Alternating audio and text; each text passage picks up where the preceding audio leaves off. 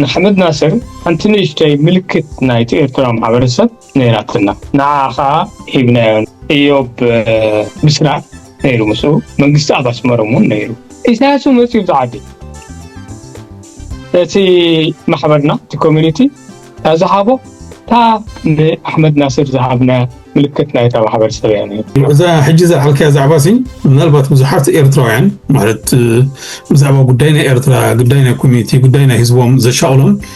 زربازي عون يلعلوا سمع بوليتيكا بقزانا نقورا نخلينا وياو ودبنا نقورا نخلينا تقندقن منابرونا نخلاتنا تنكف بقون حماقن سلازهلو ناي كلنا مرخب كم هاجراويان إيرتراويان بصو حتى يخوين زفعنا نيرو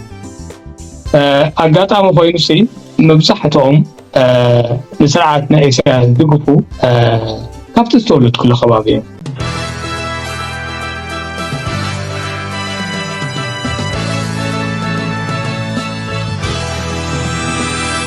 السلام زغبركم سمعت انتهت تلتنها إيرتران أبزوز لكم سلام سنة تمننا لمون مسحور زنة تسفاتين نبتبقى تسأل نقبرو زلنا زربات ما قتلتها قوون حيزنا متئنا لنا كتكاتطولنا نقدم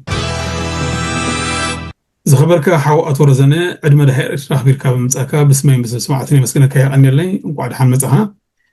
هجين حمشاي ديو نشار شاي جزينا إنا نرحب زلنا ما بقاسي زربنا سمعتي أو تمأتو خمس بالنام تا تفيثن قهدة الملكاونة المصحف كيا أواتو مركسنا إنا زربنا أطور زلنا أقرأ من قدنا خاني تيه واتن هلواتن نايت نورو زلخ عدون دسو لنا أبزح على في جزء مجمّرين شو دن كان أتن كلنا وحدات إيرتراينا نيرنا كعب إسلا ثلاثة زين بزح إلكا بسبعة مالتي حجيجن أستات 8 شيء إيرترايان أب شو دن كم زقمت وحبير كان يركمو هيواتن هلواتن نايزوم إيرترايان 600 شو دن كم يمثل مجمّريا وعد حنمتها تعدلناها يعني أبقى ساميل غني لي أبقى نحايل جزيتها تراخمنا لنا زلاي لو مشت زربناها قال ربحا كله نسمعتنا ندامسكم كون سمعتنا تمنيتي عبي وخم خونلنا من البات كلمة مقصلنا أبز حرف ركباتنا كاب سمعتي زقربوا حطوتاتن من البات ونصها أب تي دحراي ريفايز مسكبركا ويمسمعك يدقمكا زغونا الرمو مدول خطولة نقرات له عدل كبكا إذا حنت قدامي تخاف سمعتي زقربت أو أتو تول دردا بزبلي صحيفه وابتي كومنت زحاوز انت إلو بزعباتي تولت سرعي بزملكت زقرب كايو ناي قداي مريت زملكت ابتي ناي كورابشن بلشو نانسي زقبا يكون انك تقرمو قبا إلوكا بصحفون سيدي كالينيركا ابتو كومنت اسفيرنا نيرنا قن زحاوزي بدمتها في بصحف زبلكايو مالأختي بثم حلال فلون عدل كبكا الرأي ساميل مجم بزح تدارب كلها بزح نقرات كتكس كلها السبات سمعتهم زلاعل ويد ما بقونع مردع بقيقا مردع ونكون خيل اتي اتحسس بنا كم تي كوزقنا بزح سلسخونة اب كله خنرادع نخيلنا ويد ما خنردع نخيلنا مالت كونا يكلم إذا قبل كوينو اتا تحستو مريت اب تي كبسانا إرترا العيلة نتي ناي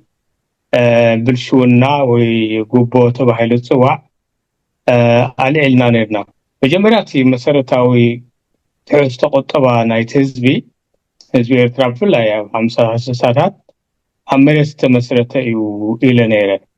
تزبز حزبي 8 كاميتي عمرست مركز زمدنا منابرو سلزلو المنابر ونعكس بختكس كلها سنة تحستو مريت كي تقسكا تسجر أي تخلن الجيموسو تتحيزو إلنا أبتي ميتا زعبا بلشون لازم كتحطو نتي 85 كان ميتي ذهون حزبين إيرترا أبتخا بس أبتحرشا زنبر تتحستو مريت أقداسيو أموت أب مكرخار أبيت فرد مغاد جيت هايلة تي ديساوي سرعات سلو حبرت سسب كم تانا زعبي كل زريع هو بتمكري منهم بزح السحب أين برن إلى نيرة ابزي انا غير مقداي تاكتم قصدلي تمورات مريت سبالسي ابس 7 عامات الى نيره اقداسيت ريتو قريبا نيره بزعبات 7 عامات مقيار زبل زي تقسكوا بحد ريتو ذهبنا اقداسيت نتي نيره نسادما تي ابس 7 عامات نتي مريت كوار تخلو تي اقداسيت حستو زنبرو نتوم حدار زحازو مرسيات عاتاتهم اب قمت اتيو زغبر زنبره من مققال ناي مريت ويد ما واريدا زبال اينو كابتستو ويلو حقيو كما ايبلكم نتاهم ام بالو ازي مسجن بتحق خانسيو سب نابز حقيت كله تي كمزبلنا تقطبا ناي تحستو ناي تحزب دما مريت سب زخونه تتوم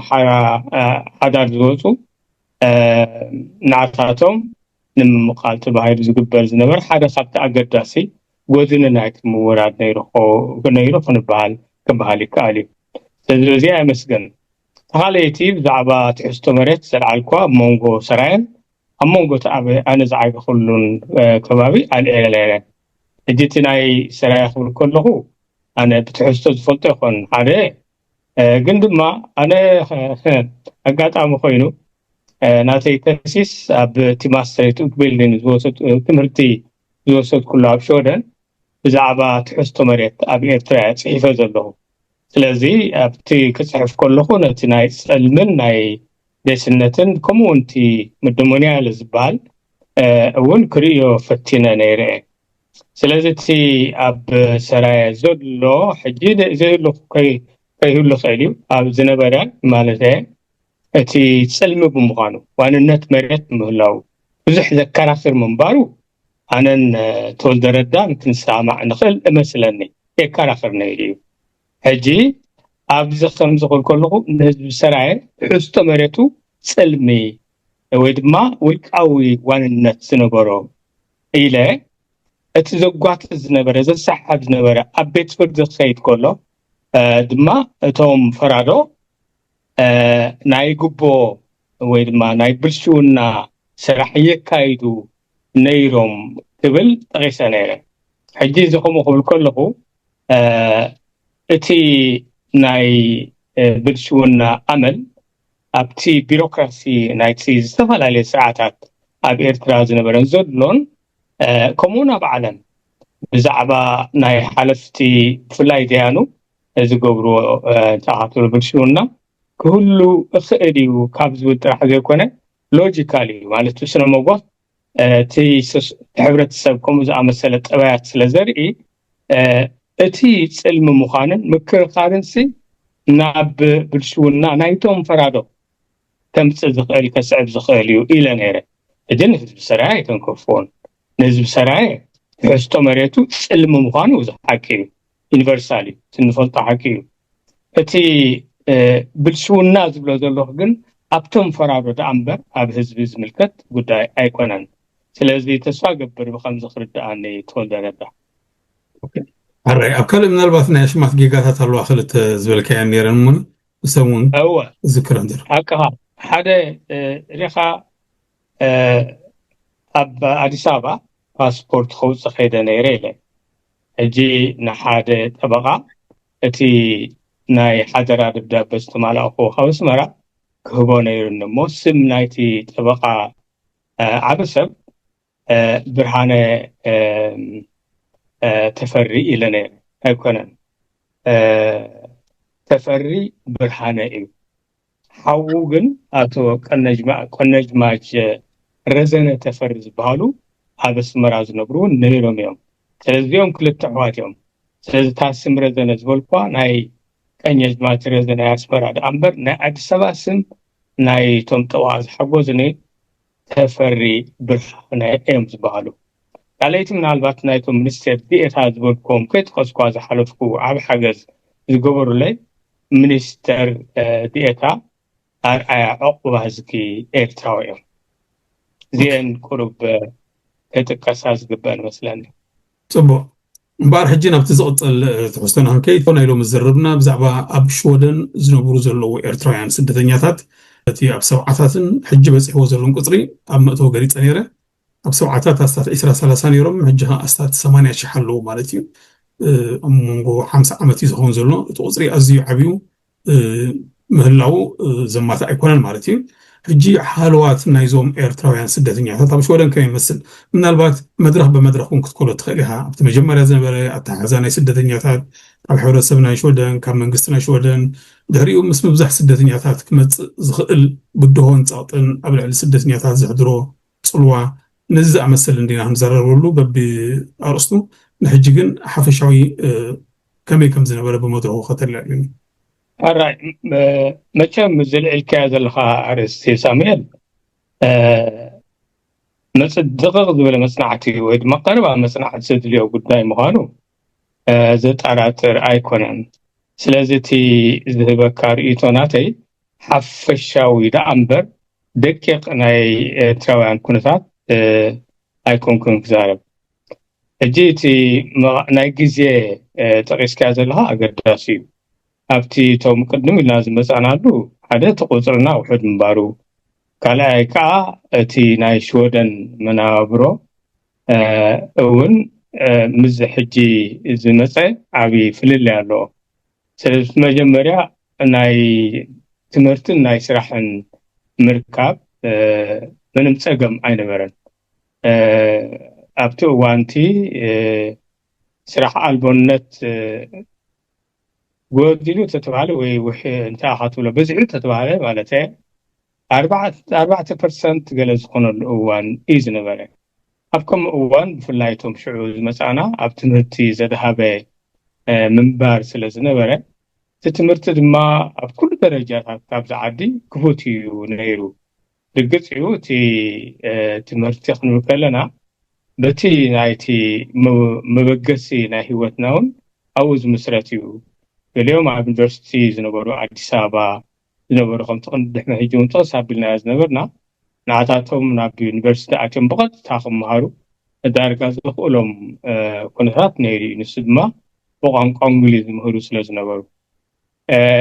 እቲ ናይ ትምህርቲ ባክግራውንድ ውሕድ ዝበለ ዝነበረ ድማ ድሕሪ ገለ እንታይ ኣኻትብሎ ኣብቲ ናይ ቋንቋ ኩን ከምኡ እውን ናይቲ ናይ ሃይ ስኩል ደረጃ ትምህርቲ መፅናዕቲ ምግባር ናይ ሓደ ዓመት እንተወሓደ ናይ ሓደ ዓመት መፅናዕቲ ምግባር ኣብ ዩኒቨርሲቲ እትዎም ኩነት ስለዚቶም ሽዑ ዝመፁ መብዛሕትኦም ነቶም ትምህርቲ ዝግደሱ ኣብ ትምህርቲ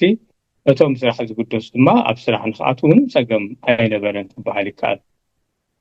ግዜ እናኸደ ከሎ እቲ ቁፅሪ እናበዝሐ ናትና ጥራሕ ናይ ኤርትራውያን ጥራሕ ዘይኮነ ናይ ሙሉእ ወፃእተኛ ናይ ስደተኛታት ብፍላይ ካብ 1975 ንድሕሪት እቲ ባህሪ ናይ ወፃእተኛ ምምፃእ ኣብ ሽወደን እውን ቀይር እዩ ቅድሚ 1975 ምናልባት ካብ ቬትናም ውግእ ናይ ኣሜሪካን ቬትናምን ዝቃወሙ ኣሜሪካን ሓደ ይመፁ ነይሮም ከምኡውን ካብ 1900 መጀመርያ 72 ካብ ሺለ ወይ ድማ ካብ ላቲን ኣሜሪካ ዝመፁ ስደተኛታት ናይ ፖለቲካ ክቕበል ጀሚሩ ዝሃገር ብድሕሪኡ ድማ ከማና ከም ኤርትራውያን ኩርዳውያን ኮታ ፓለስቲናውያን እዚኦም ናይ ምምፃእ እናብዝሐ ከይዱ ተቆፅሪ ስለዚ ኣብ ከምዚ ኩነታት ናይ ስራሕ ተኣኻትብሎ ምርካብ ኣብ ገለ ወፃእተኛታት ፀገም እናፈጠረ ክመፅእ ተራእዩ ንሱ ድማ እንታይ እዩ ሓደ ክልተ ነገር እዩ ክጠቅስ ዘሊ እቲ ትምህርቲ ሃልዩካ ኣብዛ ዓዲ ክትመፅእ ከለኻ ወይ ሞያ ሃልዩካ ክትመፅእ ከለኻ ዓበይ ሓገዝ እዩ ናይ ቋንቋ ምምሃር ምናልባት ናይ 6 ወርሒ ተነውሐ ድማ ናይ ዓመት ጌርካ ኣብዛ ዓዲ ተረኻ ክትዋሳእ ኣብ ስራሕ ይከኣል እዩ ከምኡ ከዓ ይኮይኑ ሕጂ እቲ ካብ 2000 ዓመተ ምህረት ንድሕሪት ግን እቲ ወፃእተኛ እውን እናበዝሐ እቲ ዝውለድ እውን ከይተርፈን እናበዝሐ ስለዝኸደ እቲ ባህርያት ናይ ስራሕን ናይ ትምህርትን ምስቲ ብፍላይ ዓበይቲ ናይ ትምህርቲ ተኣኻትብሎ ደረጃ ትሕት ዝበለ ወይ ድማ ፈፂሙ ዘይብሉ ትምህርቲ ፊደል ዘይቆፀረ ምምፃእ እውን ዛይድ እዩ ስለዚህ ኣብቲ ስራሕ ዕዳጋ ፀገማት እናፈጠረ መፅዩ ሎሚ ከመየሎ እንተልና ንኣብነት ኣብ ውሽጢ ኤርትራን ሎሚ ክንርኢ ከለና ኣቀድማ ቢለ ከምኡ ኢልካ ስለዝነበርካ ክርኢ ምስ ፈተንኩ ኣብ ውሽጢ ኤርትራን ክሳብ 34 36 ካብ ሚእቲ ኣብቶም ፊደል ዘይቆፀሩ ወይ ድማ ትሕት ዝበለ ደረጃ ትምህርቲ ዘለዎም ወይ ድማ ሞያ ዘይብሎም ከም ዝኣመሰለ ፀገማት ኣለዩ ዓብ ፍልል ትሪእሉ ኣሎ እሱ ድማ ብዛዓዲ ተወሊዶም ዝዓበዩ ማለት ኣብ ሕብረተሰብ ብግቡእ ኢንተግሬት ማለት ትውህደት ኣብ ትምህርቶም ብቋንቋኦም በቲ ናይቲ ህዝቢ ምትሕውዋስ ወዘተ እቲ ቋንቋ ምልከት ኣብ ገሊኦም ናይ ኤርትራን ከምዛ ቅድመ ዝበልክዎ ኣብ 34 ክሳብ 36 ካብ ሚእቲ ክርአ ከሎ ኣብቶም ኣብዚ ዝተወሉ ደቅና ግና 4-5% እዩ ስራሕ ኣልቦነት እዚ ዓብይ ጋፕ እንተኻትብሎ ዓብ ፍልሊ ምህላው ተርእየና ዝኽእል እንታይ እዩ እቲ ኣብቲ ሕብረተሰብ ውህደት ምህላው ኣብቲ ቋንቋ ተወሊድካሉ ዝዓበየካሉ ቋንቋ ከም ምዃኑ መጠን ተኣውራ ዕንቅፋት ዝኸውን እቲ ናይ ቋንቋ ዘይምኽኣል እዩ ሕጂ እቲ ፅቡቕ ነገር እዞም ደቅና ዝተወልዱ 4-5% ብዙሕ ክኸውን ይኽእል እዩ እቲ ስራሕ ዘይብሉ ብፍላይ ግን ምስቲ ዝበዝሐ ኤርትራዊ ስራሕ ዘይብሉ ክንርኢ ከለና ዓብ ፍልሊ ከም ዘሎ ንርኢ ማለት እዩ ኣብዚ እንታይ እዩ እቲ ፍልሊ ናይ ውህደት እዩ ፍልሊ ባህሊ ቋንቋ ትምህርቲ ደረጃ ትምህርቲ ወዘተ ኣብ ግምት ኣእቲኻ ፍልሊ ከም ዘሎ ክንዕዘብ ንኽእል ኢና ኦኬ ሃራይ ማለት ብመድረኻት እንዲና ክንዛረበሉ ኢና ማለት ዝገልጾ ዘለካ ተማሂሩ ዝመፀ ቁርብታይ ዓቕሚ ዘለዎ ቀልጢፉ ኢንተግሬትድ ገይሩ ቋንቋ ፅኒዑ ናብ ትምህርቲ ዓለም ኣትዩ ስራሕ ዝረኽበሉ ህይወት ዘመሓድረሉ ዕድላት ኣሎ እቶም ቁሩብ ናይ ትምህርቲ ዕድል ዘይረኽቡ ከዓ ምናልባት ንገለ እዋን ክፅገሙ ይኽእሉ ግን ዘይሮም ኣብቲ ናይ ስራሕ ዓለም ተተማሂሮም ዓቕሞም ኣጥርዮምን ይነብሩ ኣለዉ ሓፈሻዊ መነባብሮ ኣብ ሸወደን ናይ ኤርትራውያን ኣብዚ እዋን እዚ ከመይ ይመስል ማለት ንስርሖም ንትምህርቶም ገለ ብዝምልከት ቦይቲ ሓፈሻዊ ዝበሃል ነገር ኢና ክንዛረብ ኣብ ደቀቕቲ ነገራት ክንዛረብ ዝኽእልና ኣይኮነን መጀመርያቲ ኣነ ዝበዝሐ ኤርትራዊ ኣብ ስራሕን ኣብ ትምህርትን ዝተዋፈረ እዩ ጀካስ ዝበልናዮ ናይቶም ገለ ፐርሰንት ክሳብ 30% ዝበልናዮ ሕፅረት ናይ ስራሕ ምህላው ኣብዚ ግዜ እዚ ኣብቲ ስታቲስቲክ ናይ ዝዓዲ እውን የርኢ እዩ ብዝተረፈ እቲ መናብሮ እቲ ኣገልግሎት ማሕበራዊ ኣገልግሎት እውን ስለ ዘሎ ዋላቲ ስራሕ ዘይብሉ ርግፅ እዩ ከም ብሓገዝ ምንባር ሓደ ዝሕጉስ ነገር ኣይኮነን ማለት ነቲ ሰብ እውን ስራሕ ዘይብሉ ካብ ናብዮት ናይ ኣገልግሎት ማሕበራዊ ኣገልግሎት ተናብዩ ክነብር ባህ ዝብል ኣይኮነን ግን ከዓ ኣብዚ ዓዲ ጠምዩ ዝነብር ዓሪቑ ዝነብር ገዛ መፅለሊ ዘይብሉ ሰብ ዝነብር የለን ምናልባት ሓደ ኣይሰኣን ንኸውን ንሱ ድማ ምስ ዳኣኻትብሎ ምስ ኣልኮል ዝተተሓሓዘ ወይ ድማ ሕማቕ ልምዲ ዝተተሓሓዘ ብዙሕ ክትዛረበሉ ዘይትኽእል ሓደ ሰባት ኣብ ከምዚ ዝወደቑ ኣይሰኣኑን ንኻልክዕ ከም ካልእ ሕብረተሰባት ማለት እዩ ዝተረፈ እቲ መናብሮ ናይ ማሕበራዊ ተራድኦ ኣብዚ ዓዲ ሓያል ስለ ዝኾነ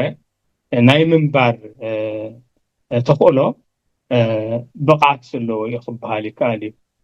ስለዚ እቲ መናብሮ ኣዝዩ ይፈላለ እዩ ከምቲ ቅድም ኣቢልና ዝበልናዮ ፅቡቕ ስእሊ ኣነ ዝርእዮ ብናተይ ርእቶ ናይዞም ኣብዚ ዓዲ ዝተወልዱ ኣብዚ ዓዲ ተወሊዶም ዝዓበዩ ሕጂ ኣብ ደረጃ ናይ ስራሕን ኣብ ኣገልግሎት ሕብረተሰብን ዘለዉ ዘሐጉስ ቁፅሪ ኣብ ፅቡቕ ደረጃ ምህላዎም ግን ክትርኢ ትኽእል ኢኻ ብስራሕ ይኹን ብትምህርቲ ስለዚ እቲ መናብሮ ከም ዝበልናዮ ፍልልይ ኣለዎ ግን ከዓ እቲ ናብዮት ናይ ሕብረተሰብ ድማ ብቐሊል ዘይርአ ሓገዝ ስለ ዝገብር ሰብ ከም ዝበልናዮ ተጨኒቑ ዝነብረሉ ሕብረተሰብ ኣይኮነን alright thank you ማለት እቲ ናይ ሽወደን መንግስቱን ተመሪጽ ካብቲ ባይቶ ተሳተፍ ስለ ዝነበርካ ዝሓሸ መረዳእታ ክህልወካ ክእል ብምባል ዝሕቶ ዘቕርቦ ዘለኹ ብመድረኽ እንድሕር ዳርኢናዮ ድሕሪ 75 ብዙሕ ኤርትራዊ ስዒቡ ብፍላይ ከዓ ድሕሪ 81 ብዙሓት ኤርትራውያን ካብ ሱዳን ንሽወደን ከም ዝኣተው እዩ ዘሎ እቲ ሓበሬታ ዘለኒ ድሕሪኡ ከዓኒ ድሕሪ 2001 ብፍላይ ኤርትራውያን ብብዝሒ ክስደዱ ጀሚሮም ናብ ዝተፈላለያ ከተማታት ናይ ኣውሮጳ ፋሒሎም ኣብ ዝተፈላለያ ሃገራት ይነብሩ ኣለዉ ኣብ ሽወደን እውን ብዙሕ ቁፅሪ ከም ዘሎ ርዱእ እዩ ስለዚ እቲ ቀንዲ ጉድሆታት ናይዞም ድሒሮም ዝመፁ መንእሰያት ኣብ ሽወደን እንታይ እዩ ከመይ ትሪኦ ካብቲ ቅድሚኡ ዝነበረ ኣብዚ እዋን ብፍላይ ዘጋጥሞም ዘሎ ጉድሆታት ኣብ 2015 ከም ዝበልካ ሳሙኤል ሰለስተ ሕብረተሰባት ብብዝሒ ኣብዚ ሃገር መፅኦም ንሳቶም ድማ ቀዳማይ ሲርያ ንስዮም ካልኣይ ከዓ ካብ ኣፍጋኒስታን ዝመፁ ነይሮም ኣብ ሳልሳይ ደረጃ ዝስርዑ ድማ ኤርትራውያን ነርና ይበሃል ስለዚ ኣብ 2015 ዝመፁ መንእሰያትና ኣብዚ እዋን ደረጃኦም ከመይ ኣሎ ትሕልካ ሓደ ዝበዝሕ እቲ መንእሰይ ኣዝዩ ደስ ዝብል ኩነታት ኢኻ ትርኢ ብጣዕሚ ፈታዊ ስራሕ ኣብ ኣገልግሎት ናይ ስራሕ ዝተወዘአ እዩ ሓደ እቲ መጀመርያ ንሕና ዝመፃናሉ ዘይንገብሮ ዝነበርና መብዛሕትና ኣብዚ እዋን እዚ ልክዕቲ ሕብረተሰብ እውን ሽዑ ዝነበረን ሎም ዘለዎን ሕብረተሰብና ሽወደን ከምታ ቀድምና እውን ጠቐስና ፍልይ ኣለዎ ግን ብዝኾነ እዞም ሕጂ 2015 ኣቢሎም ዝመፁ መንእሰያትና ድሕሪ ናይ 10 ዓመት እንታይ ኩነታት ኣለዎም ንዝብል መብዛሕትኦም ኣብ ስራሕ ተዋፊሮም ትሪኦ ከለኹም ዘለኹ ከተማ ንኣብነት እሱን ኣብነት ክኸውን ይኽእል ናይቲ ሃገር ነፀብራቕ ኣብ ስራሕ ዝተዋፈሩ እዮም ኣብ ትምህርቲ ዝተዋፈሩ እውን ኣለዉ ግን እታ ንኩሎም ተተሓውን ኩላትና ተተሓብረና ኣብታ መጀመርያ ዓመት ቋንቋ ናይ ሽወደን ክትክእል ኣለካ ዝብል ፖሊሲ ናይ ዝዓዲ ሜላ ናይ ዝዓዲ ስለዝኾነ እታ ቋንቋ ምምሃር ኣላ ሕጂ ብድሕሪኡ ናብ ስራሕ ወይ ድማ ናብ ትምህርቲ ዝለዓለ ደረጃ ናይ ትምህርቲ ክትጓዓዝ ብዝኾነ እዞም ደቅና ኣብ ስራሕ ዘለዎም ኣገልግሎት ኣብ ስራሕ ዘለዎም ንጥፈት ከምኡውን ናብ መናብሮኦም ትርኢ መኪናታት ዝገዝኡ ብዙሓት እዮም መኪና ክኽእሉ ኢሎም ዝመሃሩ ዳርጋ መብዛሕትኦም እዮም ኣብ መጀመርያ ዝገብሩዋ እዚ ምግባሮም ከዓ ኣብቲ መጓዓዝያ ንኣብነት ታክሲ ከምኡውን ዓበይቲ መጓዓዝያ ናይ ፅዕነት ኣውቶቡሳት ኣብ ምምራሕ ብዙሓት ተዋፊሮም ትርኢ ስለዚ እቲ መናብሮ ናይቲ መንእሰይ ኣብቲ እዋን ዝመፀ ኣብዚ ደረጃ ዝኽትሪኦ ከለካ ብዘይካቲ ዘለና ሓደ ናይ ማሕበራዊ ሽግራት ማለት ባእሲ ኣብ ስድራ ቤት ፍትሕ ወዘተ እዚኦም ነፍሶም ዝኽኣሉ ሽግራት ኮይኖም ግን ሓፈሻዊ ተሪኦ ናይ ሕብረተሰብ እዩ ምናልባት ኣብ ኣተኣላሊኦም ክፈላለ ይኽእል ማለት ፍትሕ ኣብ ሽወደን ኣሎ ኣብ ሕብረተሰብ ሽወደን ኣባና እውን ዘጋጥም እዩ ስለዚ እቲ ፍትሕ ድማ ናይቶም ክልተ ተፃመድቲ ጉዳይ ጥራሕ ኣይኮነን ናይቶም ቆልዑ ጉዳይ እውን ዓብዪ ተራ ኣብቲ ምዕባዮም ዘሎ ዘጋጥም ሽግራት ብቐሊል ዝርአ ኣይኮነን እዚ ኣብ ከምዚ ሽግራት እውን ምህላው ክጥቀስ ይከኣል ብዝተረፈ መብዛሕትኡ ክትሪኦ ከለካ ኣብ ስራሕ ዝተዋፈሩ እዮም ንስራሕ ድማ ሽወደን እውን ዝተፈላለየ ትካላት ኣለዋ ሰብ ክሰርሓሉ ዝኽእል ኣብ ስራሕ ዝጋብዛ ዘድልየን እውን ጉልበት ናይ ሰብ ዘድልየን ብዙሓት ትካላት ኣብ ሕብረተሰብ ስለ ዘለዋ እቲ መንእሰይና ኣብ ስራሕ ተዋፊሩ ክትርኢ ከለካ ደስ ዝብል እዩ ክብል ይኽእል ሕጂ ኣብዛ ምልሻት ፀናሕካ ነጥቢ እንታይ ልዕልካ ነርካ እቲ ማሕበራዊ ኩነታት ኣብ ኩሉ ሕብረተሰብ ከም ዘሎ ኣብ ሽወደን እውን ኣብ መንእሰያት ኤርትራ ንበሎም ኣብቶም ዓበይቲ ዝዓበዩን ዝነእሱን ናይ ሓዳር ሕቶ ኣለዎም ምፍታው ምፍቃር ምምርዓው ምፍልላይ ከምኡ ዝኣምሰለ ብዙሕ ግዜ ኤርትራውያን ብፍላይ ከዓ እዞም ኣብ መርበብ ሓበሬታ ነጥብ ሰባት ዝኾነ ይኹን ሓደጋታት ገለ ክንሰምዕ ከለና ሽዑና ንዛረብ እሞኒ ብዛዕባ እዚ ብዝምልከት መንእሰያት ናይ ሽወደን ኤርትራውያን ስደተኛታት ኣሕዋትና ኣብ ከመይ ኩነታት ኣለዎ ከምዚ ዓይነት ፀገማት ክጋጥም ከሎ እቲ ሕብረተሰብ እቲ ኮሚኒቲ ኤርትራዊ ኮሚኒቲ ይኹኑ እቲ ማሕበረሰብ ናይ ሽወደን እንታይ ደገፍ ይረክብ ናበይ ክመርሖም ይኽእል ብኸመይ ጉዳዮም ክዕርዩን ክፈትሑ ንኽእሉ هو تجبن ناي جبن غيره كال حتى غيره وي أبكال مجدي زخت للناس زخنة نعقدي في نابت محبرة وشجرات كلها أبني حدار منابرو زقات مشجر هو أبتي حبرت سب أب شودن أبي أقول قلوتن أبى حاجة زنالو شغان تايو حدا تي سرعات ناي شودن تساقم الفتر كم مثلا نتي بحلاوي قريتشتون على تبهلي ناش ودن أب أتعابع قلعة أبزعدي هذا قدس هيابي كنت واقعي بالكان كنت مكفاية بالكان تزاربو تخيل ترز بلا قالات تزارب تخيل بين موقع ذبها النجار كم جبني زغطان كم فلتود ما بحبرت سبنا لتناي سولومون مثاليات نتكلمنا مالت قلعة برحسو تاي قربت بنوسو قرب برحسو زبها النجار عنده مالت ناي مقطع زبها النجار سي زعبين نايو نمبزحتنا أتي مقطع زبها النجار أم تايز مكوس كم يجرم تقوم النيرم ولدنا نزبل قليهم بفلتة تقوم النيرم قليهم كا مش حارقوا مالت درت سوي الموقعتي زوقعوا نيرم يعني إذا تايو تي موقع زبها المهرام زبها النخلعة بتحبرت سبنا قليو خم الرمي قليد محرق كات قبرو جن بزح حدا خاص زغلا بقلعة تتكمها اجي زين ابشودن يلوان انت اتا شعو توم قلعو ابيت مرتي ويدما ابمو على صنات ابزمصلو ابنوسم سمبرات انت دا ترايو ويتقلع قازينو اندحر ترايو تقلع قازينا انت دا ترايا كوتاتي بحريات التريو خابتي المورحة التورحز نبرا فليز بلند حقوينو እቶም መምሃራን ይኹኑ እቶም ማሕበራዊ ጉዳያት ዘሎ ትካላት ሰራሕተኛቶም ዘስተብሩ ነገር እዩ ስለዚ እቲ ሓበሬታ ብዛዕባ መናው ህይወት ናይ ተቆልዓ ካብ ትካል ናይ ቤት ትምህርቲ ጀሚርካ ናብቲ ማሕበራዊ ጉዳይ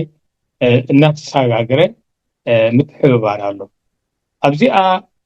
እትፍጠር ፀገም ኣላ ሕጂ ቆልዓ ምህራም ጌጋ ምዃና ቆልዓ ምህራም ኣብ ሓደጋ ክእቱ ከም ዝኽእል ማለት ነታ ስድራ ቤት ኣብ ፀገም ክእትዋ ከም ዝኽእል ዘይምፍላጥ ዘይምርዳእ ኣላ ሕጂ ምስኮነት ነገር ኣይገበርኩን ትብል ኣሉ ትብል ግን እቲ ቆልዓ ድማ እንታይ ከም ዝብል ኣብቲ ሕብረተሰብ ዓብ ግምት እዩ ዝወሃቦ ስለዚ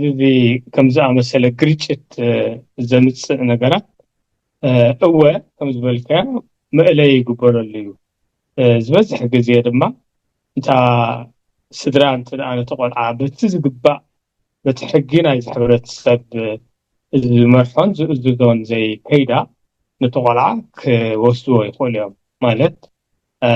نتقول عاب بجبو كنابي يزخلو كعبي يزخلو سداويتات يوسعوهم عبيز بلد خوين دما ناي مأرميا ويدما نعو حجز خل نتوه ما لسيك حجز خل كم عشر شو منتن تحتي أبزل الجزء لقات ما كله استفعل علينا بيوت عنه جنزنا بيوت زي انت أثرت سدراجة أب كم زعم السلسلة سجم مريقة دروتي بسلا اللي الأكونني سلازي تاي بزي أجات عمت هيكن بالنخل تزجات مزول شجرات كبهلاو قريتات من غلة كبت عارية زنغلة ስለዝኾነ እቲ ናይ ውህደት ኢና ንዛረበሉ ነቲ ሕብረተሰብ ከተስተብህሎ ትኽእል መገዲ ኣቕድም ኣቢልካ ዘይረኺብካ ኣብ ፀገም ክእቱ ዝኽእል ኣሎ ኣብዚ ከምዚ ክንብል ከለና ግን ነቲ ዝወሓደ ቁጥሪ ዘጋጥም ፀገማት እንተዘይ ኮይኑ እቲ መብዛሕትኡ መናብሮ ናይቲ ኤርትራዊ ኣነ ከም ዝዕዘቦ ካብ ከም ዝኣመሰለ ፀገማት እውን ነፃ እዩ ክበሃል ይከኣል ብግቡእ ደቆም ዘዕብዩ ብግቡእ ደቆም ዝናብዩ ስድራ ቤታት እቶም ዝበዝሑ እዮም እቶም ዝበዝሑ እዮም ቀጥሎም እዮም ከዓ ነዚ ቀጥዩ ሰብ ነዚ ዝርድኦ እቲ ሕግን ስርዓት ናይቲ ሕብረተሰብ ሽወደን ምርዳእ ድማ ቀልጢፎም እዮም ኤርትራውያን ዝርድኡ ዝብል ግምት እዩ ዘለኒ እጂ እቲ መፅናዕቲ ንብሎ ደቂቕ እንድዩ ግን እቲ ግምተይ እቲ ዝርእዮ እቲ ዘስተውለሉ ኣብ ከም ዝብሎ ዘለኹ ዝተመርኮሰ እዩ ካብኡ ከይወፃና ከለና ማለት እቲ ኤርትራዊ ሕብረተሰብ ኣብ ስደት ዝነብር ኣብ ኩሉ ብፍላይ እዚ ኣውሮጳ ተመሳሳሊ እዩ ስወደን ይኹን ኣብ ዓዲ እንግሊዝ ጀርመን ገለ ተልካ ንናእሽቱ ፍልልነት ይህልዎ እምበር ተመሳሳሊ እዩ ኤርትራውያን ካብ ንስደድ ውሕዳ ይግበርናን ብፍላይ ኣብዚ እዋን ዝኸኣኒ ኣዝና ብብዙሕ ቁፅሪ ኢና ተሰሊና ዘለና ግን ኣብቲ ንነብረሉ ሃገራት ዳርጋ ዱልዱል ኤርትራዊ ማሕበረኮም የብልናን እዚ ካብ ምንታይ ዝመፀ ኢልካ ትግምት ምክንያቱ ካብቶም ቀዳሞት ዝተሰደድካ ኤርትራዊ ኢኻ እሞ እንታይ ኣለካ ገምጋም ትዕዝብትን ስለምንታይ እቲ ኤርትራዊ ኮሚኒቲ ክሕይልን ክዓብን ዘይከኣለ ኣብ ነብሲ ወከፍ ሃገራት እቲ ኮሚኒቲ እንድሕር ዓብዩ እቲ ኮም እንድሕር ዓብዩ ነቲ ኤርትራዊ ወገኑ ብዝተፈላለየ መገዲ ኣገልግሎት ይህቦ ይሕግዞ እዩ ኣብ ፀገሙ ኣብ ሽግሩ ኣብ ረሃቡ ከዓ ከምኡ ምስኡ ይሕጎስ ይዘናጋዕ ማለት እዩ ስለዚ ኣብ ሽወደን እንታይ ይመስል ተሃልዋት ናይ ኤርትራዊ ማሕበረኮም ምናልባት ካብቲ ዘእትኻሉ ወይ ዳሕራይ ዝማዕበላሉ ክሳብ ዝሕጂ ዘሎ እዋን ከመይ ኤርትራዊኮም ኣብ ሽወደን እቲ ኤርትራዊ ኮሚኒቲ ብጣዕሚ ድኹም እቲ ጠንቂ ኣብ መፅሓፈይ ካብ ዝተዛረብ ኩሉ ወይ ድማ ካብ ዝፀሓፍ ኩሉ ክፋል ናይቲ መፅሓፍ እዩ መናብሮ ናይ ሽወደን ተመክሮና ናብ ሽወደን ብዛዕባ ኮሚኒቲ ዝነበረና ተመክሮን ኣብ ውድቀቱን እውን ጠቂሰዮ ዘለኹ ሪኢኻ ኣለኻ ጠቂሰዮ ኣለኹ ሕጂ ፅንዕ ዝበለ ኮሚኒቲ ዘይምህላው ዓብዪ ሓደጋ እዩ ከመይ ኢለኹም ይብል ኣብ ዝሓለፈ ኣብ 80ታት ክሳብ 2001 ኣገዳሲ ሓደ ኦርጋናይዜሽን ነይሩና ኤርትራዊ ማሕበረሰብ ኣብ ሽወደን ዝበሃል እዚ ማሕበር እዚ ኣብ 1982 ተባጋጊሱ እቲ ሕብረተሰብ ናይ ሽወደን ናብ ከምኡ ከተድህቡን ዝጠልብ ከም ምዃኑ መጠን ከምቲ ኣቐድማ ብልና እውን ጠቐስናዮ ካብ 1975 ኣትሒዞም መንግስቲ ሽወደን እቲ ባህሉ ወይ ድማ ሓዛናይ ወፃእተኛታት ኣብ ሕጉ ዘቆሞ ነገር ነይሩ እሱ ድማ ማዕርነትን ውህደትን ዝበሃል እዩ እጅት ማዕርነት ብግፅ እዩ ብጣኻትብሎ በቓል ብፅሑፍን ጥራሕ ዘይኮነ ብግብሪ እውን ብዙሕ ዝስረሓሉ እዩ ኣብዚ ሕብረተሰብ ኣብ ምንታይ ዘድሃበ ቃይሱ መጀመርያ እቲ ነፃነት ብምንባር ማለት ነፃ ኮንካ ክትነብር ስንክፈካ ዘይብልካ ሕጋዊ መስመራት ስለ ዘለዎ ሕብረተሰብ ሰብ ድማ ብክብሩ ብሰብኣውነቱ ብመልክዑን ብሕብሩን ዘይኮነ ብዙሕ ግዜ ሰብ ከም ምዃኑ ዝረኣየሉ እቲ ናይ 1975 ዝወፀ ሕጊ መምርሒ ናይዚ ሃገር ኮይኑ ኣብ ወፃእተኛ ሰሪሑ ስለዚ 82 ክጠቅስ ከለኹ ዕድሜና ካብ 1975 ክሳብ 1980 ዓበይቲ ትካላት ናይ ወፃእተኛታት ማሕበራት ዝቆማ ነይረን ብመሰረቱ ናይ ፊንላንድ ግሪክ ዩጎዝላቪያ ቱርኪ ከምዚኦም ዝኣመሰሉ ዓበይቲ ማሕበራት ናይ ወፃእተኛታት ነይሮም እዮም እዚኦም ንዓና ስእሊ ነይሮም ስለዝኾነ ኣብ 1982 ብዛዕባኡ ክንሓስብ ጀሚርና ገለ ኤርትራውያን ንስኻ እንታይ እዩ ማሕበር ብሎ ኣብ ዝተፈላለየ ኮሙን ዝርከቡ ኤርትራውያን ናይ ገዛእ ርእሶም ሕጊ ገይሮም ምስቲ ናይ ሕብረተሰብ ዝሰማዕ ሕጊ ምስቲ ናይ ኮሙናዊ ምሕዳር ዝሰማዕ ሕጊ ጌርካ ትምህርቲ ተካይድ ኣብ ንሓደ ሕትካ ትማየጥ በዓላት ፌስታታት ተካይድ ብሓንሳእ ትበልዕ ብሓንሳእ ትሰቲ ወዘተ إذنتي نايتي إرتراوي ركب أبت وانتي أبت بو درجة ندابسحو أبتي زلا على درجو أبشحن ساعة متن سمران شمونتن بمنقستاوي بمنقست شودن درجة مالت حقق زبهالالو سغانتايو بيت صحفت كترك هلوكا نتي حبرت سب ناي إرتراوي قلقللو تكالات كلوكا زحق بمعكلاوي ممحدار نايت منقستي زوهابالو نعمنا أبتو وانتي شح أبالات نحرالو وخا كومو خانيرو منا أبشان شعاتين سوانا شمونتن نايزوم شحن كلتميتن زخونو أبالات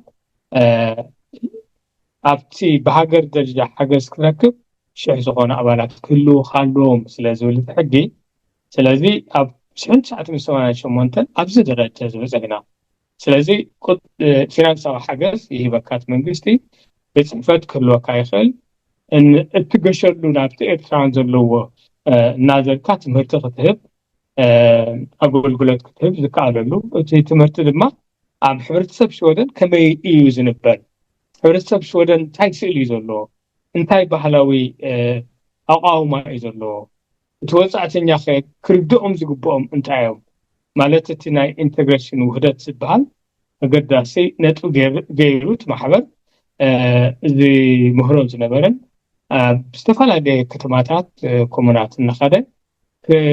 كمثل زغل حبر زغل أخباتات كايد زغل تكال نيرو مالتيو تكال زي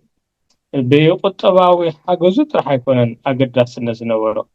أقداس النزنورو دما نحنا إرتراويان ممسينا أبز هاجر بوليتيكاوي قداي كمخان مثلا نسو دما كاب مجزأتي ناي إثيوبيا كنقالاقللو النخل حاجز كنركب سوليداريتي كنركب منغش ودن أمونغو إرتران أمونغو إثيوبيان زنبر قريتشت بقبو كردو حزب إرترا مسودو خركب وزات زبل كاب تزعادي ينقص قاس قبرولو تي محبر إذي تاتي نيرو هم يخبرولو زخيل مخنيات كأنتا نيرو እቲ ናይ ወፃኢ ጉዳይ ሚኒስተር ዝበሃል ኣብ ነፍሲ ወከፍ 6 ወርሒ ምስተን ኩለን ማሕበራት ምስ ኣቦ ወንበራቶም ወይ ድማኒ ምስ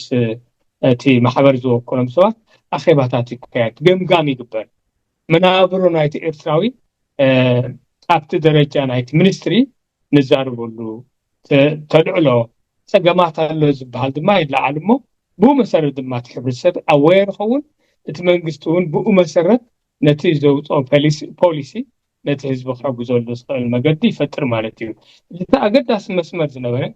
لكن كل الموضوعات محبرات مستمنجستاوي منستري تراخيبا ننا تنسجمات تصبغات كزاروا خلا حدا تحبرست بجبو كماي نخيل لنا كماي نقسقس لنا كريو زخل سئلي بعلنا ثم إفتان أبكم المجامعات كندرهم كلنا عاب سئلي وهاب نيرو سئلي شعوز نبر بزعب إيرتران كا زمسكن سئلي نيرو زمسكن سئلي مخنياتو كاو زايدة بلا خزان بايدل نقل بفلاي حدك زينا أبنت بمنجست زتودبه نحنان نايتشل محبرن ناي كرداويانن حدا سلعو ناي فينانس تقايدو أب ملء حقر ناي شودن نتوم حدشتي مساعتنيات إرتاويان زلنا تمكرو خنكافل أملو ختمات وزعنا نكاساس نيرنا زي تاي مالتيو اتي وحدة زبال نحنا تمكرو زقسمنا إذا عد النفلطو نتوم حدثت مساعتي خنكافلهم كلنا عبي حاجة زينيرو نزي كساب حجز ذكرو حواتنا له مالت تا شعور نقبران نبرت عدت تاو شودن زقبنا نقبران نبرت عبي ربحا خمز نبرا زمسكرو أحواتنا لهم اللو طبقنا يرو يبلو حجي عبي 5 عكا إذ 5 أمسلع عبي محبر انتاي أفريو نزبل سحالة فقزية تناقفنا لنا إرترا نتسا مسوزت كم نتسا موسى إرترا حفاش ودب نيرو إلنا تتحفاش ودب كاب 9 دسكيلي تبهيرو كابتي كرسي ناي ንኣብነት ናይ ህዝባዊ ግንባር ዝነበረ ከም ዝወፅእ ኮይኑ ከም ዝክሮ ተጋድሎ ሓርነት ኤርትራ ብ1981 ዝወፀት ነቲ ኣብ ደገ ዘለውን እንትኾነ እቲ ፅልዋ ናይ ህዝባዊ ግንባር ዝያዳ ነይሩ ክበሃል ይከኣል እዩ ብኡ መሰረት ድማ እቶም ኣባላት ናይ ህዝባዊ ግንባር ሓይልነት ኤርትራ ዝነበሩ እቲ ተዋፅኦ ናቶም ወይ እቲ ተኻፋልነት ናቶም ኣብዚ ሕብረተሰብ ማለት ዋላ እውን እቲ ሕጂ ኮሚኒቲ ንብሎ ዘለና ኤርትራ ማሕበረሰብ ኣብ ስወደን ኢልና ንፅውዖ ዝነበርና በቶም ኣባላት ናይ ህዝባዊ ግንባር ዝእለን ዝቕለስን ዝነበረ ኣብቲ መወዳእታት ዘይኮይኑ ኣባላት ናይ ተጋድሎ ሓርነት ኤርትራ ነቲ ናይ ኮሚኒቲ ንብሎ ዘለና ሓደ ሽግር ዝነበረና እቲ ኮሚኒቲ ኢልና ንኩሉ ኤርትራዊ ክጋብዝ ንኩሉ ኤርትራዊ ጠርኒፉ ብዛዕባ ፀገማቱን ፅቡቁን ክዝትን ክዛረብን ክመሃርን ትምህርቲ ክካፍልን ዝኽእል ዝነበረ ተጋድሎ ሓርነት ኤርትራ ንህዝባዊ ግንባር ስለን ድግፍ ትርኢቶኦም ኣብቲ ኮሚኒቲ ከምቲ ዝግብኦ ኣይነበረን ሓቆም እዮም ምክንያቱ ህዝባዊ ግንባር ዓቢ እጃም ዘገልግል ዝነበረ ኮሚኒቲ እዩ ምስኡ ግን እቲ ኣቅድማ ቢለ ክብሎ ዝፀናሕኩ ብፍላይ እታ ኣብ 1996 ኣቢሉ ኣብ ሙሉእ ሃገር ዞርና ንህቦ ዝነበርና ትምህርቲ ነቶም ሓደስቲ መጻእተኛታት ዓብ ሓገዝ ሂቡ እዩ ሕጂ ሓደ ግዜ ኣብ 1990 ብፖላንድ ገይሮም ዝመፁ ብዙሓት ኤርትራውያን ነይሮም 1991 ከዓ ነፃ ኤርትራ ነፃ ወፅያ ተዋሓደ ብወታደራዊ ስራሕ እቲ ወግዓዊ ነፃነት 1993 ዝተገብረ እንታይ ኢሎም መንግስቲ ወደን እሞ ዓድኹም ነፃ ወፅዩ ስለዚ ፍቃድ ኣይንህበኩምን እያ ኣይትወሃብን ኢኹም ካብ ዓድኹም ክትመፁ ከለኹም ዝሓተትኩም ሕቶ ብኢትዮጵያ ስለተገዛእኩም ሕጂ ግን ኤርትራ ነፃ ወፅያ ዝብል መጎተ ኣምፅኦም ንብዙሓት ፍቃድ ከልዮሞ ሓያለ እውን ንዓዲ ዝኸዱ ነይሮም ኣብቲ እዋንቲ ነተን ዝህብዎም ዝነበሩ መሻርፍ ንኽነብሩ ነዛ ከብዶም ንዓታተን ከተረፈ ኣሕዲጎሞም እቲ ኮሚኒቲ ተታገን ምስልካ ኣብ ነፍሲ ወከፍ ከተማ እናዞረ ነቲ ዝተዋህቦ ሓገዝ ናይ መንግስቲ ንምምሕዳር ኢሉ ንዖም ውዝዖ ነይሩ ስጥራሕ ኣይኮነን ንኤርትራ ንዝተመልሱ እውን ሓገዛት ገይሩ ነይሩ ሕጂ እንታይ እዚ እቲ ፀገም ከጋጥም ከሎ እቲ ጥርኑፍ ኮሚኒቲ ክህቦ ዝኽእል ሓገዝ እቲ ኣገልግሎት ዝነበረ ንዕኡ ዝጠቅስ ኣለኹ ሳብ ክንደይ ኣገዳሲ ምንባሩ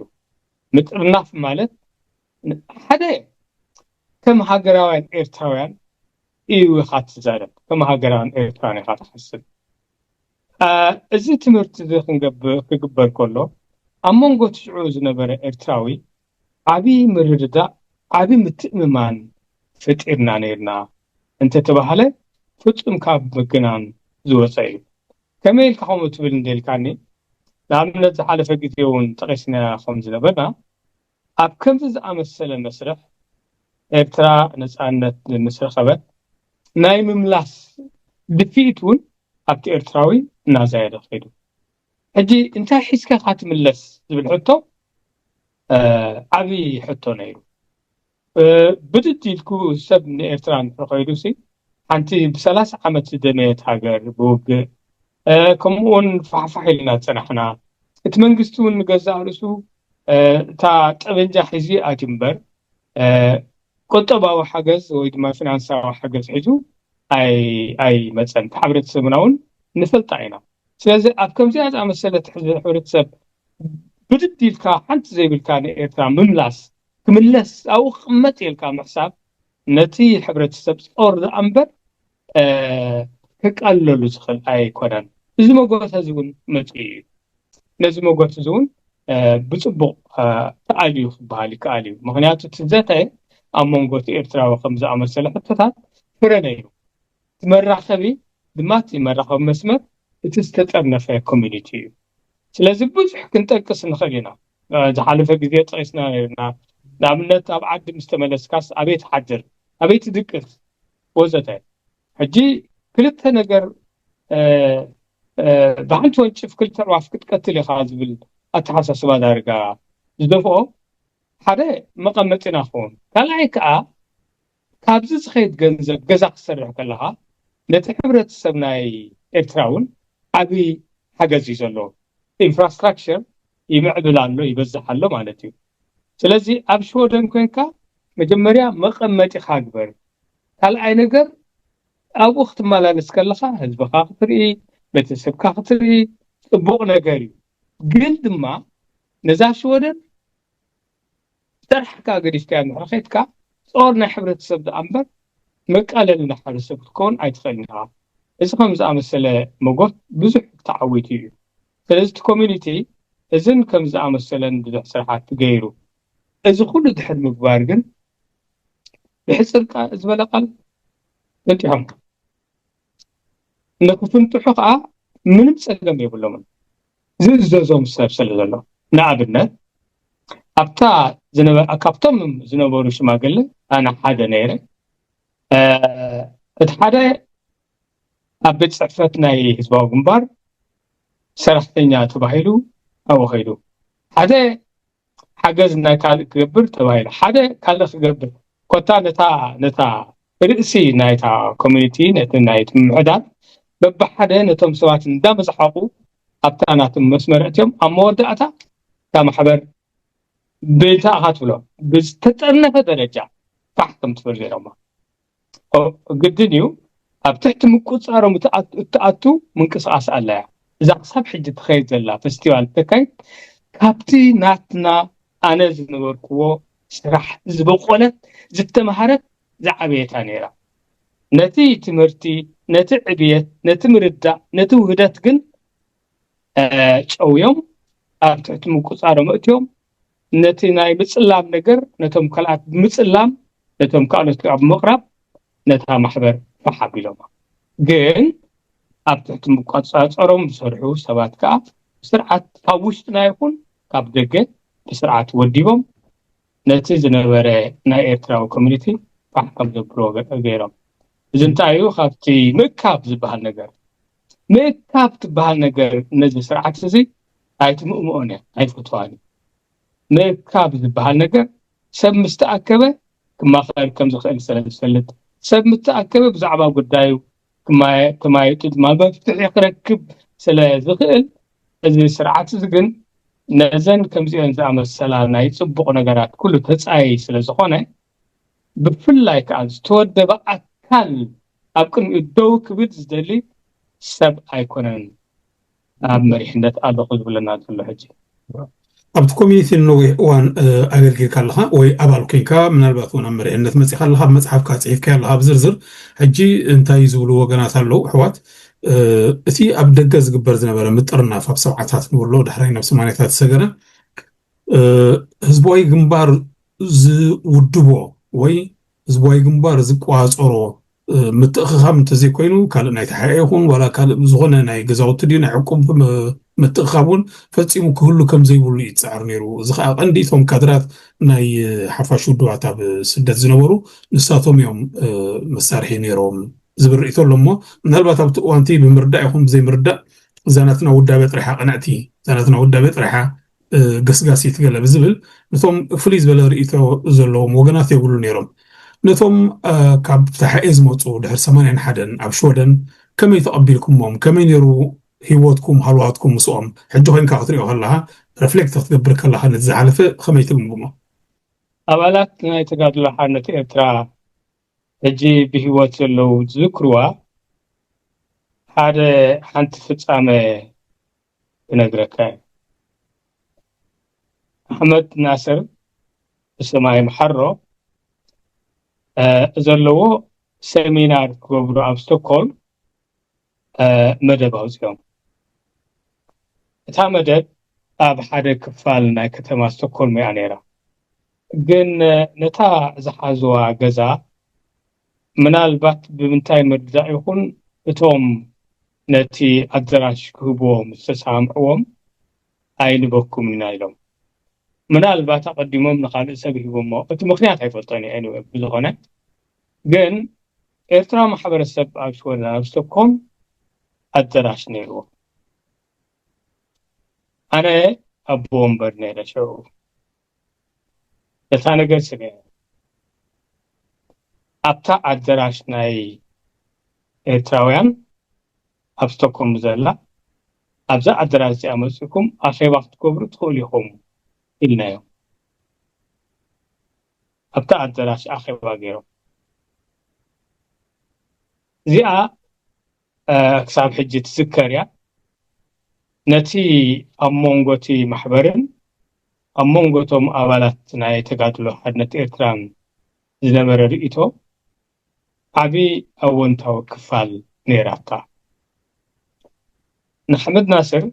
ከም ዝበልኩኻ ሽዑ ኣብ ወንበር ነይረ ሓደ ሓንቲ ንእሽተይ ምልክት ናይቲ ኤርትራ ማሕበረሰብ ነይራትና ንዓ ከዓ ሂብናዮ ኣሕመድ ናስር ኢዮብ ብስራት ነይሩ ምስኡ መንግስቲ ኣብ ኣስመሮም እውን ነይሩ ሰለስቲኦም እምነት ኣኼባ ዝመርሖ ዝነበሩ ማእሲ ዝኸውን ዘሎ ግዜ እቲ ግዜ ማእሲ ዝኸውን ዘሎ እቲ ግዜ 87 88 ኣቢሉ ልክ ኣይዝክራን ሕጂ ግን ኣብዘን ዓመታት እዚኣተን ኦኬ እንታይ ኣብለካ ደልየ ንሕና ብልብና በኣእምሮና ነቲ ኮሚኒቲ ናይ ኩሉ ኤርትራዊ ክንገብሮ መደብ ሓሳብ ጥራሕ ዘይኮነ ብግብሪ ንፅዕረሉ ነርና ኢና ምክንያቱ እቲ ኮሚኒቲ ክኸውን ዝግብኦ እንታይ እዩ ፖለቲካ ኣብ ገዛና ክንገብሮ ንኽእል ኢና ወይ ኣብ ውድብና ክንገብሮ ንኽእል ኢና እቲ ቀንዲ ግን መናብሮና ኣብ ሽወደን ንኩላትና ዝትንክፍ ፅቡቕን ሕማቕን ስለዝህሉ ናይ ኩልና ምርኻብ ከም ሃገራውያን ኤርትራውያን ብፁዕ ሕቶ ኮይኑ ዝረአየና ነይሩ ራእይ ነይሩና እቲ ኣብ ተጋድሎ ሓድነት ኤርትራ ዝተፈፀመ ጉዳይ ኣብ 81 ኣብ ውሽጥናሲ ኣይንቕበሎን ዝነበርና ኣቐድመ ነገረካ ነይሩ ሓደ እዋን ንሱ ጥራሕ ዘይኮነ ዝሞ እቶም ኣሕዋትና ዝያዳ እቶም ኤርትራውያን ኣሕዋትና ዝያዳ ክርዳእና ዝኸኣለ እዋን ነይሩ 80 ዝብለካ ዘለኹ ግን እቲ ቀንዲ እቲ ምውፃእ ካብ ተጋድሎ ሓድነት ኤርትራ ካብ ሜዳ ሽዑኡ ምናልባት ንገሌና ባህ ዝብለና ይኸውን ይኽእል ነቶም ኣድሒቕና ንሓስብ ግን ብሓደ ውድብ ሙሉእ ኤርትራ ምትሓዝ ማለት ሓደጋ ከም ዘሎ ዝርእዩ ሰባት እውን ነይሮም እዮም እዚ ንጃህራ ኣይኮነን ንኣብነት 81 ሜዳ ክንኣቱ ከለናስ ኢለካ ነይረ ዝሓለፈ ግዜ ኣብቲ ዶባት ናይ ሱዳንን ኤርትራን ተበቲኖም ስለ ዝነበሩ ኣሕዋትና ኤርትራውያን ተጋድሎ ሓድነት ኤርትራ ኣብ ልዕልና ሓደጋ ተረእዮምና ኣብ ልዕልና ሓደጋ ከይወድቕ ንሰግእ ነርና እንታይ ማለት እዚ እቲ ልዕሊኦም ዝወረደ ሓደጋ ንዓና እውን ስምዓና ምባር እዩ የፍርሐና ነይሩ የሸቁርረና ነይሩ እቲ ጉዳይ ክገርመካ እዋን ምስ ሓለፈ ብሓባር ክንሰርሕ ጀመርና ብሓባር ሕዋት ምዃንና ክንበልዕ ክንሰቲ ጀመርና እዚ ጉዳይ ተኸርዕሎ ከለኹ እንታይ ኢሉና ሓደ ኣባል ናይ ተጋድሎ ሓድነት ኤርትራ ዝነበረ ኣይ ፈሪሕና ንፈሪሕ ነርና ሰግእ ነርና ምስ በልኮ ንሕና ከምኡ ንሓስብና ነርና በረትና ወይ ድማ ተግባርናስ ኣብ ልዕሊ ኤርትራ ክነልዕሎ ከምኡ ሕሰብ ኣይነበረን ስለዚ እቲ ተሓሳስባውን ርእሱ ምስተራኸብካ እትመሃሮ ምስተራኸብካ እትረኽቦ ምርዳእ ዓብዪ እዩ እታ ዝጠቐስኩልካ ኣብነት ከዓ ክሳብ ሕጂ ትዝከር ኣላ ማለት ኢሳያስ መፂኡ ዝዓዲ التي محبرنا تي كوميونيتي تزحبه تا أحمد ناصر ذهبنا ملكتنا يتا محبر سبياني نعود هبنا نسياسون هبنا أحمد ناصر كايبنا سلازي تي الرأي أنا زفلتو بأيدر التأني التي ودب نايت زباو بمبار زبال أبزا قص كاس نشتي سياقالات كمو القصة خمتولو نحاد حوغا opposition كله أب حدا هاجر برفات زك أو مكة ختركب صبغنا قال نسقى أيت الديمقراطية نا حبرة السب أبز حالة زربنا إلى كانيرة زعق أباو السلفي أبز هاجر زلو أبشورن زلو السوشيال ديمقراط 44 عمت كجزء خلو نزهاجر كل جزء كم سلف خينو أبايتو يكون أب درجاتنا أو رجعنا يكوننا كم تقاومي زنبر زنبرة هي السلفي هايلون تاي نتيجة رأيه بنت أمغلاط نتيجة رأيه جيجا بنت أمرام حسابات محب مخنياتو قالك فالنا يتحبر السب نتسلف زي نزع عقباو سلف زي أمنو بلبهم زي أمنو زمرسو سبات مهلاومون أبي قداي سلازو خانة توم سوشيال ديمقراط نخلو سب أبشورن زلو هو حابز قبأ أقلقلو نحابار مخانو نحابار نخببرو حقي سومبيو حقر ستيت حزبي لأمبر أبسلت أن مزديبكا نتي زيغاخا نقالة بتقامي عينخا نقالة بيمان عينخا تريو زي كونس نخلو بحر عين مرأي زحقز اتي تقاومو نفس الفتاج ديمقراسي خا بغو متراحي زيتكم نريا لنا إرترا خما يتخيط كم زل حجي مخنياتو بينهم سلزخونو تبينهم زقبرو موداتاس ناي كلاتنا تبعات كوين خمزرلو كلاتنا نردو قدائي هم نردو إينا alright thank you حجي أبزي زعبازي أخي وصانا نإرتراوين عديتا دك أنستيو بحفشو أب سدت بزح نقرين بركيتن أب وان برتاو ألسي بفلاي استقاسا عديتات عدت ليانين عديتات بيرتون أب شورن كخمين يرو ترى أن كما يتقولتو نايتن شعوز نبر عديتات يخونا زن حجز متأزلو أنا اشتو عديتات ترى أن أب كابدك أن مقلاين معواين ناتيزكا أبتي هاقراو ألسي أبركتو أن كما يتريو كما يتقولكم بحقراو قلسي كم نزبل خاب كلت ودبات أبتقى قبل قلسي مالت كان رخوينو أب كلت ودبات ما قلنا سلزنبرنا تبوليتكاو فللي نايت ودبات فللي نايديو تندكن استخدك أخمتم دك تواتيو تفللي رؤي نايدو قن من منابر عند رخوينو دكن استيو أبشودن بناكي عيني حدث صبوق نجر نفسه كسب أبز عدي سريح خنبري تفعل سرعة كهورة سمنا سلازي إرترا عندما أبسرح ذلنا دليتن أبسرح ذلنا ريتون هبتام سلزخونة يكون استيناون أبسرح عن زوها فرانيرا أتا أقول قلوت يقول عمولات أبزي قهدو اللغة تحبرت سب أبي أقول قلوت يسهب أنتي أدى عمس ولدت نحد ملع عمت لموزان ناتخفلت ودا ويقوالا ختعب بتخيلها إذن الرؤسو عبي حاجزي سلازي الستيو لك عخم دك تواتيو سريحين ينزاتوا سريحين ينزنبرا إتاناي معرنة قدايون بسرح تمسكرها خطولا تخيلها أبزي أستمركوست أبزا قداي زي أستمركوستون ناتهم بحريات سلوم قريتت يلعالو نيرويان ግን በመገዱ ይፋለት ግን እትናይ ማዕርነት ጉዳይ በሐሳብ ስርሕ ደሞዝ አለ ከክልቲሃ እቲ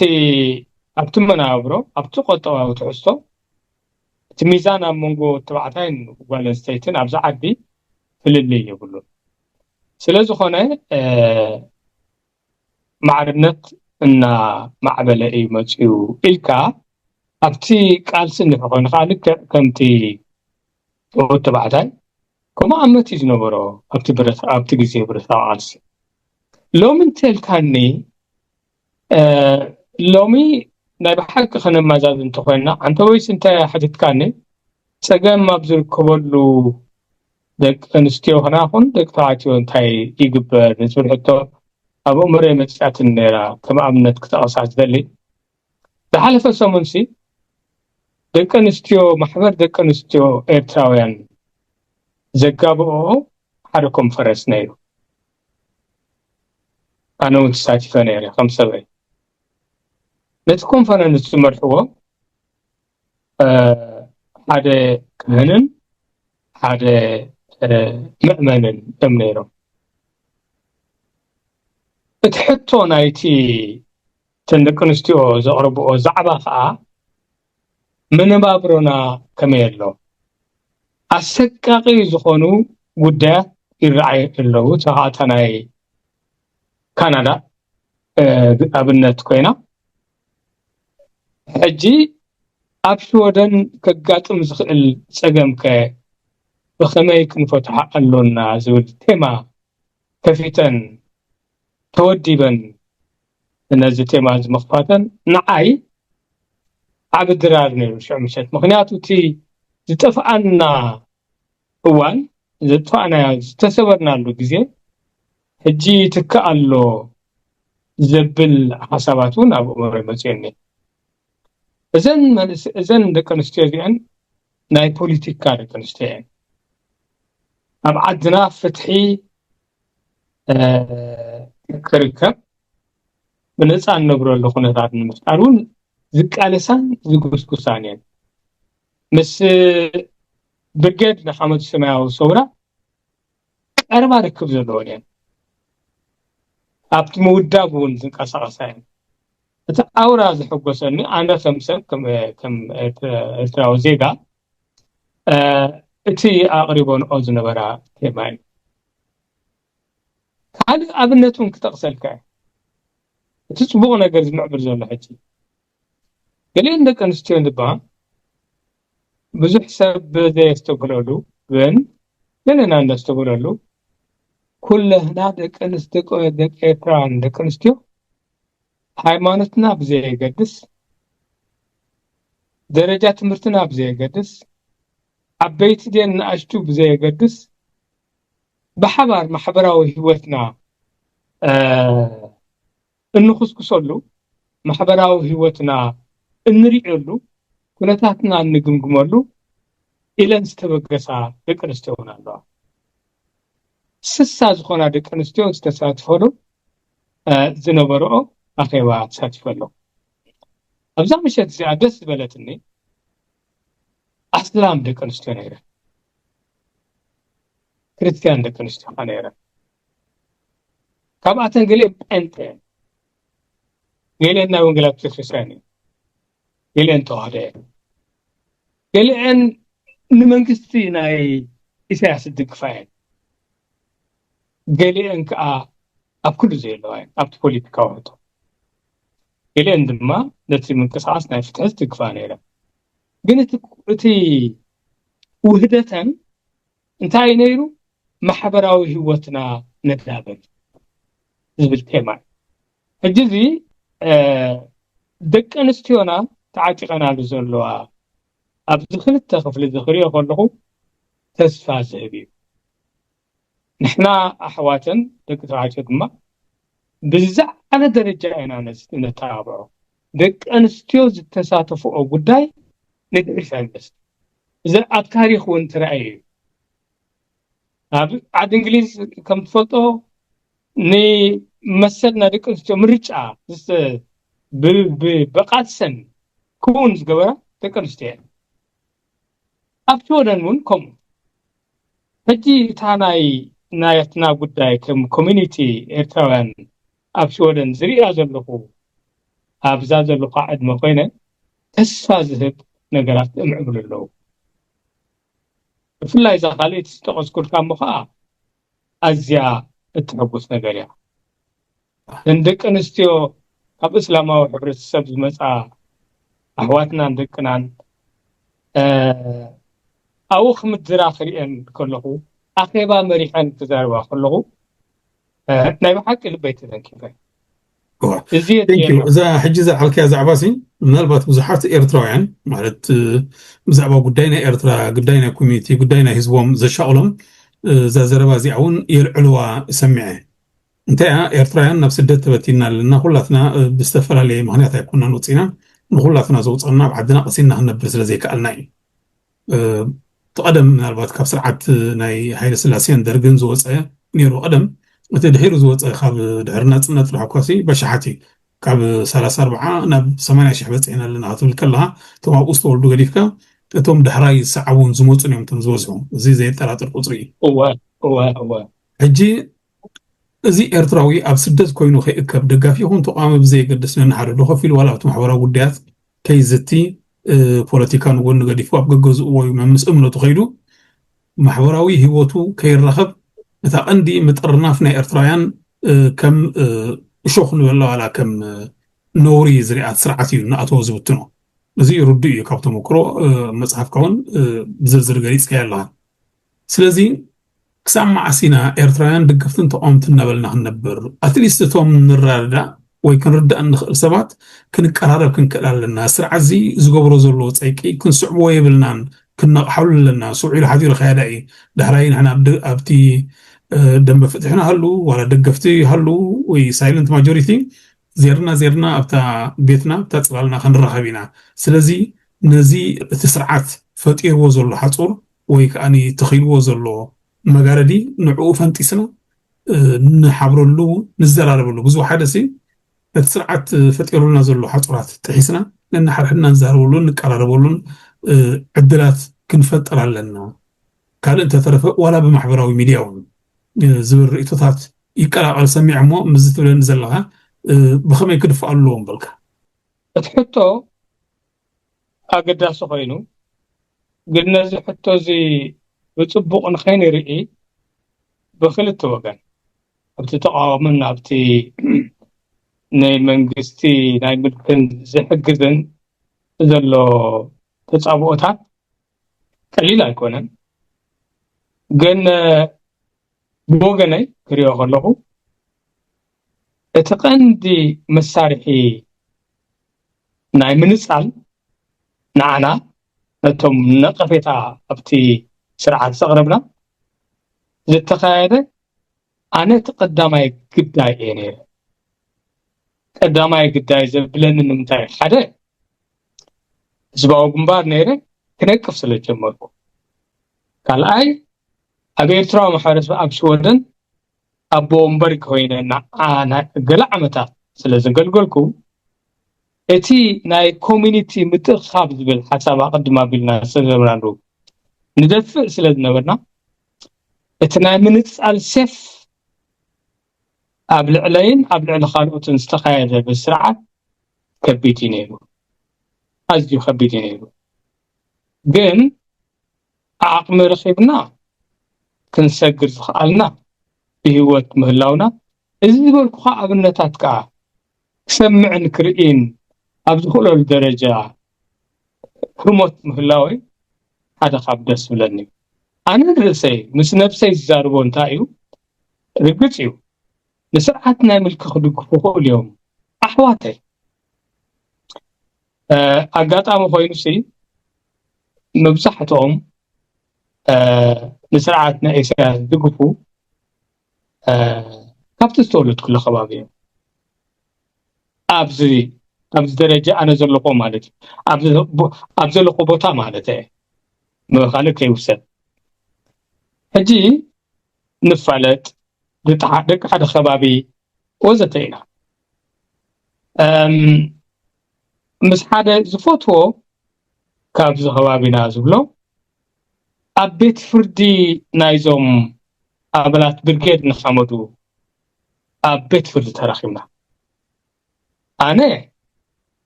ጉዳይ ናይቶም ብርጌድ ንሓመዱ ክርኢ ንሱ ጉዳይ ናይ ብርጌድ ንሓመዱ ርእዩ ንኽእሰሩ ክደፍእ ይበል ኮሚቴ ተሓሳስባ ክልተ ተሓሳስባይ ግን ተዛሪብና ሰላም ተባሂልና ድሕሪ ነዊሕ ዓመታት ሕድግ ከብለን ንኸሎ እንታይ ኢሉ ክንዛረብ ኣለና ኣዕሚቑና ኢሉኒ ደስ ይብለኒ እየ ኣይደወለለይ ብድሕሪኡ እንታይ ክብለካ ደልየ ትምዝራብሲ ኣገዳስነት ኣለዎ እቲ ኮሚኒኬሽን እቲ ጋግ ትስርዓት ፈጢርዎ ዘሎ ንሕና እዞም ተቃወምቱ ንክስበር ክንሰርሓሉ ግባአና እዩ ምክንያቱ እዛ በዓቲ እዚኣ ትኸዊልላ ዘሎ ስርዓት ነቶም ኤርትራውያን ንበሃል ዋላ ኣሕዋት መቃቂሉ እነብር ምህላው እዩ ኣብዛ ደረጃ እዚኣ ክሰርሕ ክበፅሕ ብዙሕ ሰሪሑሉ እዩ ንሕና ከዓ ሓጊዝና ኢና እንተ ብትዕግስትና ምውዳእ እንተቲ ፀለመ ከቢዱና ትመገረፍቲ በዚሑና ንሕና እውን እንፅርፅሮትና ክንገልጽ خلينا ሓደ ግዜ ስሙ ክተቐሳ አይደለን ኣብ ትምህርቲ ለን ዝብል ሓኪም ዝጥፍኦ ዘለዎ ኣብዛ ዘለዎ ዓዲ ኣብዛ ቤት ትምህርቲ ኮይኖም ኣኼባ ገይሮም ቶም ደገፍቲ ዝበሃሉ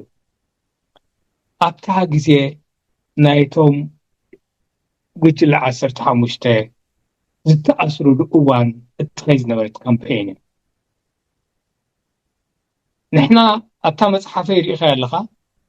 ዕለት 18 መስከረም ኣሲርዎም ኣጋጣሚ ኮይኑ ጥራይ ዘይኮነ ገለ ሓበሬታ ስለ ዝነበረና ዕለት 18 መስከረም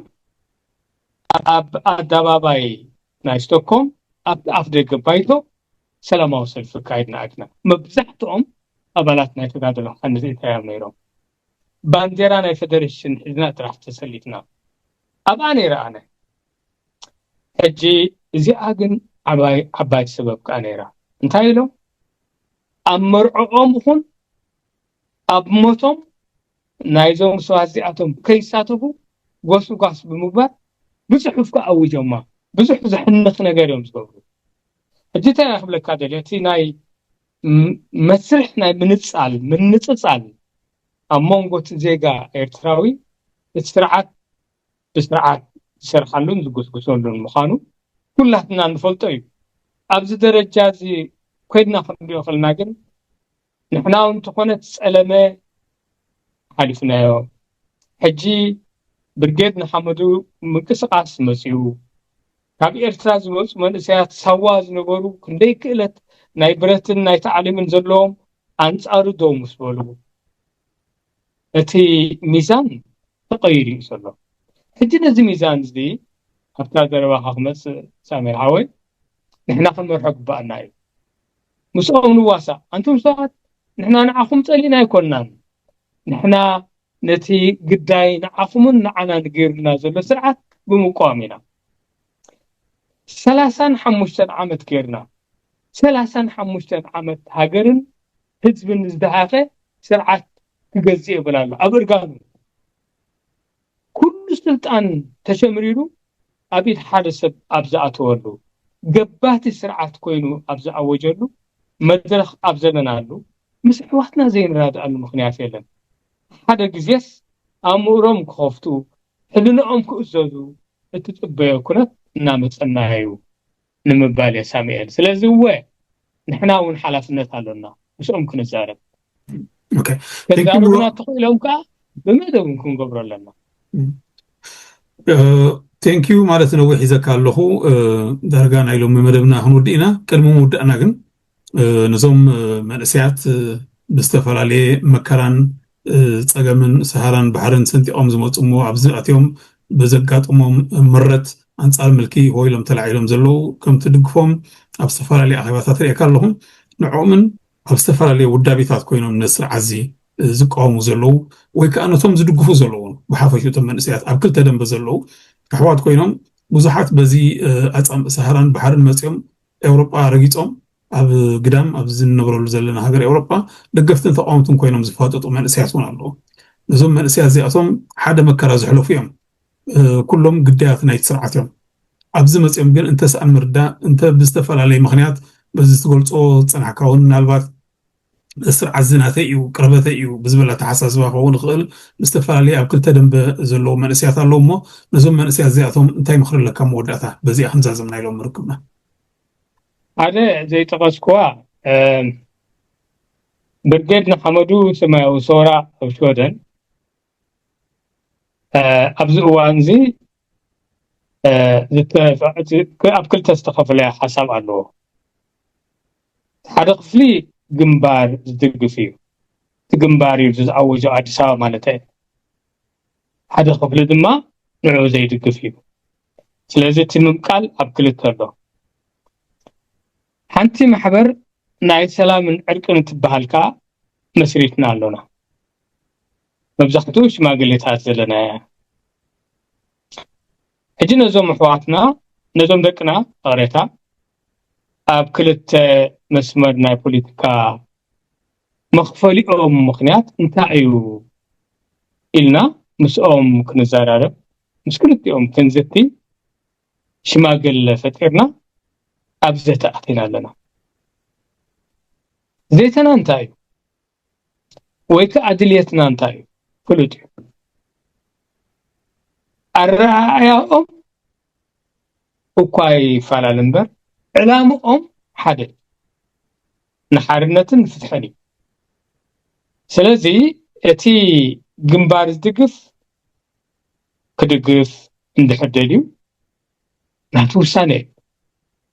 እቲ ንዑ ዘይድግፍ ድማ ናቱ ውሳነ እዩ እዚ ፍልልይ እዚ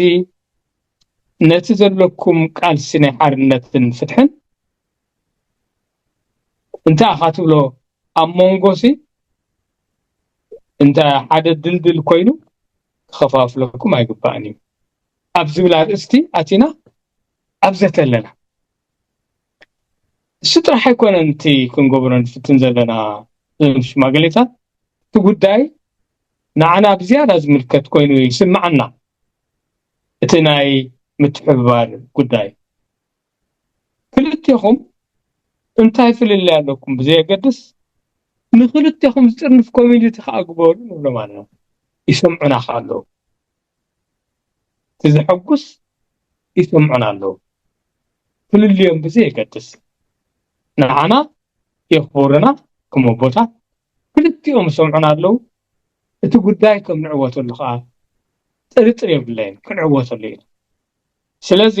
እቲ ኣብ ሽወደን ዝኸይድ ዘሎ መስርሕ ኣነ ዝፃወተሉ ዘለኹ ተዋስኦ ወይ ተራ እየ ዝምስክረልካ ዘለኹ ኣብ ድሕረይ ወይ ብጎድነይ ወይ ብቕድመይ ከማይ ሽማግሌታት ነዚ ጉዳይ እዚ ብዕምቆት ዝርእይዎ ኤርትራን ምህላዎም ድማ ደስ ዝብለኒ ነገር ይርኢ ኣለኹ ከም ካልኣይ ነጥቢ ጠቕሰልካ ዘድአ እሞ ቴንኪዩ ዝኸበርካ ረዘነ ሓውረዘነ ኣቶ ረዘነ ገለ ክብል ብዙሕ ዝርዝራት ኣቐሚጠ ሕጂ ግን ስለቲ ዝሃብካኒ ኩሉ ቅብል እዩ ሳሜን ሓራይ ቴንኪዩ ስለቲ ዝሃብካኒ ሓበሬታ ኣዝየ መስገነካ ይቐኒለይ ናይ ሎም ርክብና ኣብ ዘምኑደና ኣብ ካልእ እዋን ከዓኒ ዝተረፈ ዛዕባ ሒዝና ክንምለስ ኢና ንሎሚ ብሩኽ ምሸት ብሩኽ ምሸት ይቐኒለይ ሳሜን ይቐኒለይ እምበር ይቐኒለይ ቴንኪዩ